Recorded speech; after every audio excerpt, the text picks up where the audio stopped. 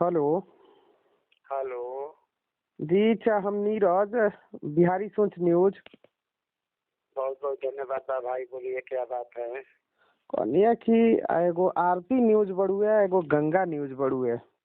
भोजपुरी अच्छा। में काफी लोग काम करेला, मनीष जी बड़े और एगो और बानी पंडित जी गंगा न्यूज से। हम्म, यहाँ सब है एगो के वीडियो वायरल होता जौन की गंगा न्यूज के 2-2.5 मिलियन पहुंच गईल बा, आरती न्यूज के भी 1-1.5 मिलियन पहुंच गईल बा।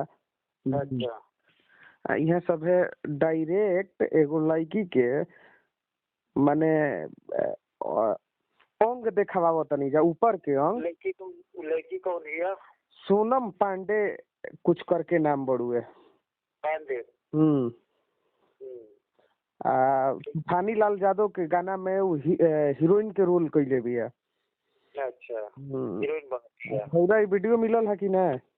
ना अभी तो हमारा वीडियो मिलल है, तो नहीं देखनी, हम हल्का सा देखेला कि नहीं के भोजपुरी पूरा ये देखी। आज नीरज जी लोग मीडिया के लाइन से बानी, बहुत बहुत धन्यवाद बा भोजपुरी रक्षक उपेंद्र भैया के तरफ से। गौर से सुनम बात के जी एकनी के आरती न्यूज होके चाहे गंगा न्यूज होके, जी दोनों न्यूज पहले एक में चलावत रहा। जी जी जी हाँ, पहले साथे अब के दोनों अलग अलग भइल बड़ा सन, दोनों एक भी पहुंचल बड़ा सन। जी। तो जवन लड़की सोना पांडे की कौन पांडे सोनम पांडे सोनम पांडे जौन फटाफट अपन कुर्ती खोल के दिखावत दिया भोजपुरी में। तो भोजपुरी हमनी के एगो माई रही, हमनी के एगो भाषा भोजपुरी पूरा संसार ही कर देला सन। आई दोनों जौन हवा सन एकनी के बारे में रउआ के बतावत है जी। दोनों लड़बहेर हवा सन, लड़बहेर।